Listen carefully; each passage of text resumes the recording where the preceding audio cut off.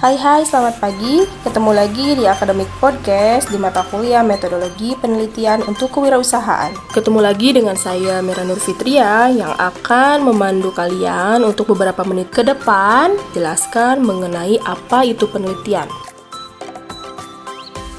Sebagaimana telah ditugaskan sebelumnya di dalam buku Umas Sekaran chapter 1 dijelaskan apa itu penelitian dan apa itu penelitian bisnis.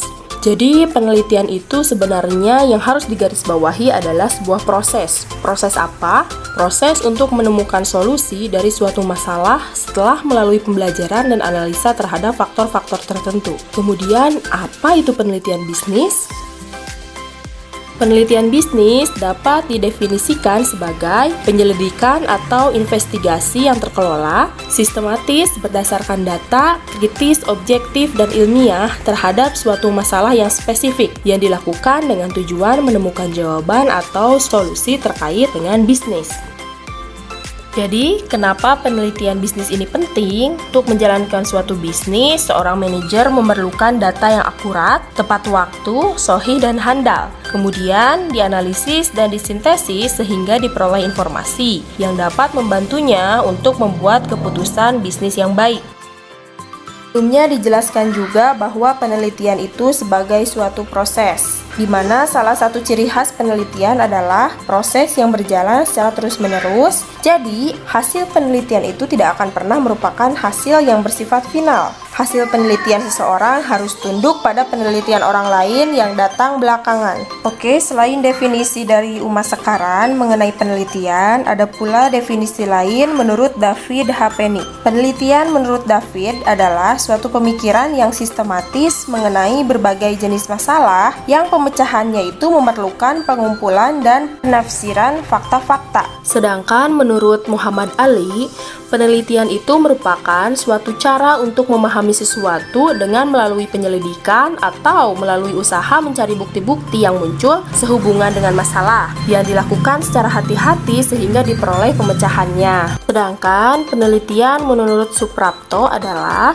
penyelidikan dari suatu bidang ilmu pengetahuan yang dijalankan untuk memperoleh fakta-fakta atau prinsip-prinsip dengan sabar, hati-hati, serta sistematis. Nah, bisa disimpulkan dari pengertian-pengertian tersebut bahwa penelitian itu adalah suatu proses. Proses untuk apa? Untuk mengamati atau melakukan pencarian jawaban atas permasalahan yang ada hingga nanti diperoleh pemecahannya. Itu dapat disimpulkan pula bahwa penelitian itu merupakan suatu proses penemuan yang mempunyai karakteristik sistematis, terkontrol, empiris, dan mendasarkan pada teori dan hipotesis. Hingga penelitian adalah usaha seseorang yang dilakukan secara sistematis mengikuti aturan-aturan metodologi. Jadi dalam mata kuliah ini nanti akan dijelaskan aturan-aturan apa saja yang harus dipenuhi yang didasari oleh teori-teori tertentu. Sebelum kita melanjutkan kepada metode penelitian secara khusus, secara rinci, saya akan menjelaskan dulu apa perbedaan ilmu pengetahuan ilmiah atau science dengan pengetahuan atau knowledge. Demikian, karena kedua metode penelitian, baik itu kuantitatif ataupun kualitatif, digunakan untuk mengembangkan ilmu pengetahuan atau science. Perlu diketahui terlebih dahulu nih, apa itu ilmu pengetahuan ilmiah dan perbedaannya dengan pengetahuan itu apa. Nah, dengan dipahaminya ilmu pengetahuan ilmiah, maka akan mempermudah memahami metode penelitian ilmiah dan kaitan antara keduanya. Dalam perspektif filsafat ilmu, validitas pengetahuan yang dihasilkan melalui penelitian sangat tergantung pada koherensi antara ontologi, epistemologi, dan metodologi yang digunakan oleh peneliti. Karena itu, seorang peneliti yang baik adalah peneliti yang paham betul landasan filsafat yang digunakan dalam proses penelitiannya. Sifat itu sendiri berasal dari kata philo dan sophia, itu dalam bahasa Yunani ya. Philo artinya cinta atau menyenangi, dan sophia artinya bijaksana. Katanya nih, orang yang selalu mendambakan kebijaksanaan adalah orang-orang yang pandai, orang yang selalu mencari kebenaran.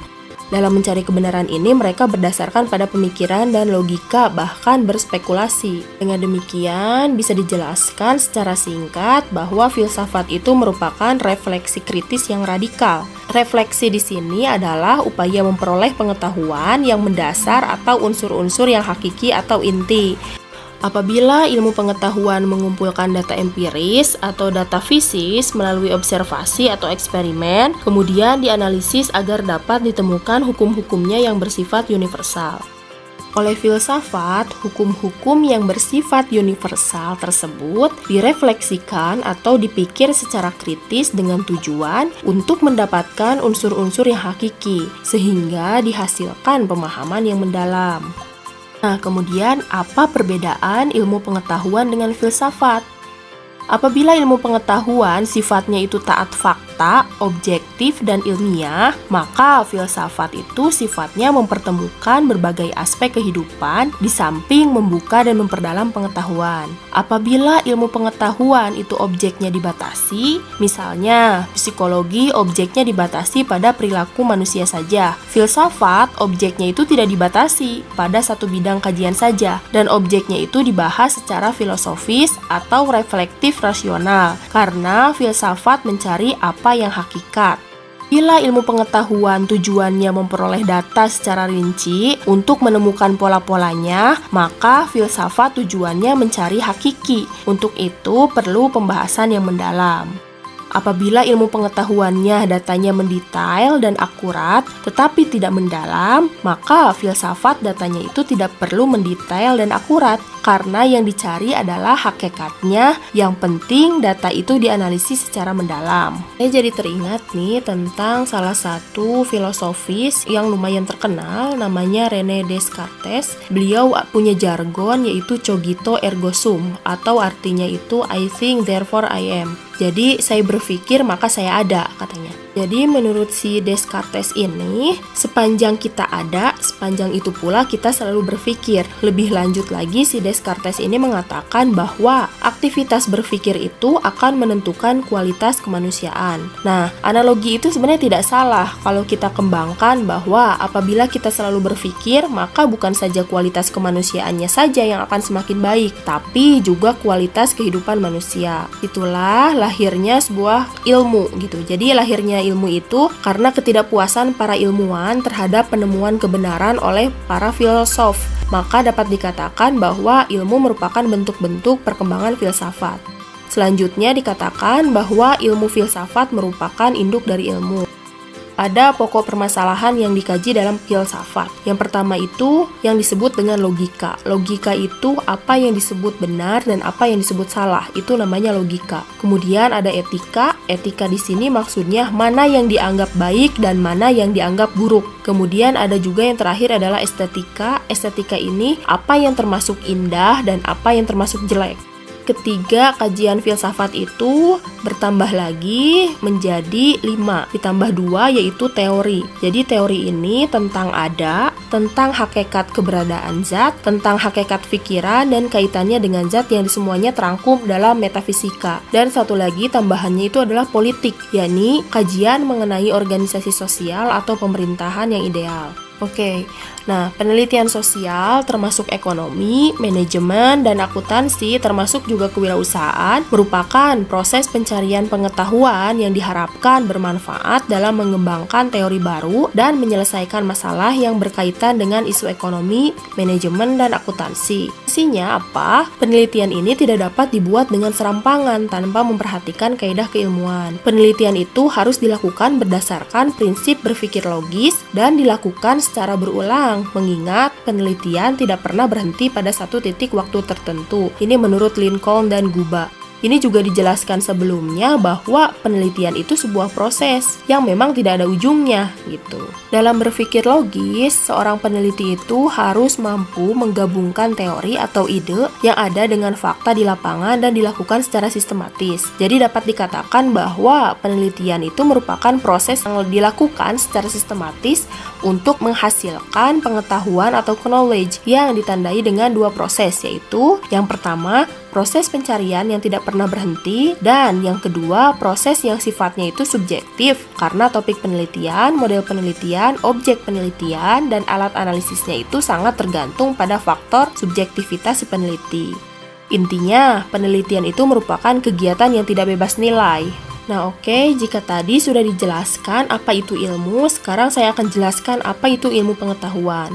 Ilmu pengetahuan itu sendiri sering dipandang sebagai akumulasi pengetahuan yang sistematis. Ilmu pengetahuan yang memiliki sifat sistematis tersebut pada hakikatnya itu bersifat tentatif atau sementara, sehingga sewaktu-waktu dapat berubah atau berkembang. Jadi ilmu pengetahuan itu bisa berkembang. Ilmu pengetahuan dapat berubah atau berkembang dikarenakan adanya pengetahuan-pengetahuan baru yang dianggap lebih benar. Dalam hal ini, penelitian merupakan salah satu faktor penentu perubahan tersebut. Ilmu pengetahuan itu diperoleh dari pengalaman atau empiri dan dari akal atau rasio, sehingga timbul paham atau aliran yang disebut empirisme dan rasionalisme. Selain kedua aliran tersebut, ada juga namanya aliran positivisme dan aliran post-positivisme. Dalam aliran empirisme, ada 3 tokoh yang ada di aliran ini, yaitu George Berkeley, John Locke, dan David Hume. Aliran empirisme ini yaitu faham yang menyusun teorinya berdasarkan pada empiri atau pengalaman. Menurut A.R. Leahy, berdasarkan akar katanya, empirisme ini adalah aliran dalam filsafat yang berpandangan bahwa pengetahuan secara keseluruhan atau parsial didasarkan kepada pengalaman yang menggunakan indera. Doktrin yang dibangun di paham empirisme ini yaitu bahwa sumber seluruh pengetahuan itu harus dicari dalam pengalaman. Pandangan bahwa semua ide merupakan abstraksi yang dibentuk dengan menggabungkan apa yang dialami. Pengalaman indrawi adalah salah satunya sumber pengetahuan, bukan akal. Nah, ini menurut empirisme. Aliran ini bermula dari penolakan mereka atas dominasi logika Kartesian di daratan Eropa saat itu. Di samping itu, gelora Renaissance di daratan Eropa menginspirasi dataran Britania Raya sampai ada istilah sendiri yaitu Enlightenment atau pencerahan.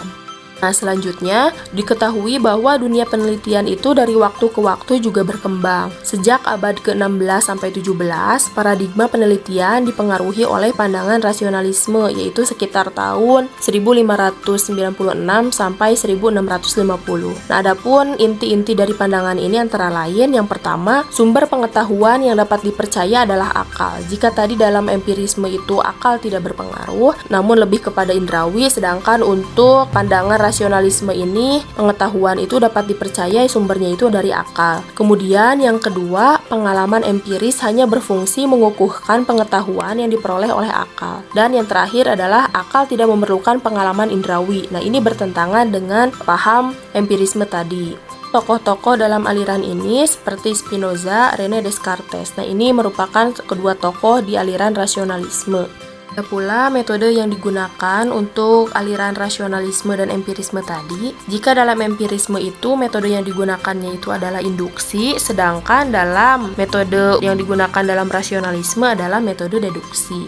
Kemudian masuk ke pandangan positivisme. Nah, pada abad ke-19, paradigma penelitian itu dipengaruhi oleh pandangan ini yang dipelopori oleh pemikiran Auguste Comte, yaitu sekitar tahun 1798 sampai 1857. Dalam usaha untuk memecahkan masalah yang ada dalam masyarakat, kelompok positivisme ini berusaha untuk mengetahui melalui penelitian. Pendekatan yang dianut oleh kelompok ini sering disebut sebagai penelitian kuantitatif. Ini sering banget dipakai dalam penelitian-penelitian sosial. Kemudian perkembangan dunia pendidikan sering kita jumpai banyak masalah-masalah yang membutuhkan jalan keluar dan tentunya diperlukan suatu penelitian dalam menyelesaikan masalah-masalah itu. Nah, meninjau pemecahan masalah-masalah tersebut membutuhkan sebuah penelitian, maka sebaiknya kita menelaah metode-metode penelitian.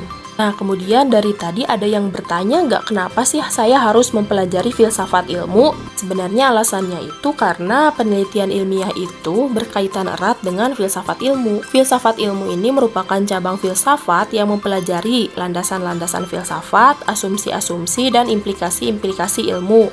baik itu ilmu alam seperti fisika dan biologi maupun ilmu sosial seperti psikologi dan ekonomi. Filsafat ilmu ini merupakan telaahan secara filsafat yang ingin menjawab beberapa pertanyaan mengenai hakikat ilmu, seperti objek apa yang ditelaah ilmu, bagaimana wujud yang hakiki dari objek tersebut, dan bagaimana hubungan antara objek tadi dengan daya tangkap manusia seperti berpikir, merasa, dan mengindra yang membuahkan pengetahuan. Masih banyak lagi pertanyaan-pertanyaan lainnya yang harus dijawab melalui filsafat ilmu itu. Dalam kajian filsafat ilmu ini ada 3, yang pertama itu ontologi, kemudian epistemologi, dan aksiologi. Apa yang disebut dengan ontologi di sini yaitu seperti pertanyaan ini, apa yang dikaji oleh pengetahuan itu? Nah, ini masuk ke dalam ontologi. Objek apa yang dikaji ilmu? Bagaimana wujud hakikat atau objek ilmu itu? Bagaimana hubungannya? Nah, ini disebut dengan ontologi. Nah, dalam aspek ontologi ini, berdasarkan objek yang dikajinya, ilmu hanya terbatas kepada wilayah empirik, wilayah yang berada dalam jangkauan panca indera manusia. Ilmu membuat asumsi mengenai objek empirik, dan asumsi diperlukan karena hal itu memberikan arah dan landasan dalam pengkajian ilmu. Selain ontologi, ada juga yang disebut dengan epistemologi. Jadi di sini epistemologi ini lebih kepada bagaimana cara mendapatkan pengetahuan. Nah, hal-hal apa yang harus diperhatikan agar kita mendapatkan pengetahuan yang benar. Apa yang disebut dengan kebenaran itu? Apa kriterianya? Kemudian cara atau metodenya seperti apa? Masuk ke epistemologi. Kemudian ada juga yang ketiga itu aksiologi. Kalau dalam aksiologi ini, pertanyaan-pertanyaannya itu lebih kepada untuk apa pengetahuan yang berupa ilmu itu digunakan, bagaimana caranya penggunaan tersebut, dan bagaimana penentuan objek yang dikaji berdasarkan pilihan-pilihan moral. Oke, saya kira sekian penjelasan mengenai apa itu ilmu pengetahuan, kemudian apa hubungannya dengan filsafat. Nah, untuk pertemuan-pertemuan di akademik podcast selanjutnya, saya akan menjelaskan lebih detail lagi, masuk kepada teori variabel dan lain sebagainya. Terima kasih atas perhatiannya. Jika ada yang mau ditanyakan, silahkan hubungi saya gitu ya, atau melalui media Anchor, Spotify, ataupun YouTube yang nanti akan saya upload. Oke, terima kasih atas perhatiannya. Sampai jumpa di akademik podcast selanjutnya. Saya pamit. Wassalamualaikum warahmatullahi wabarakatuh.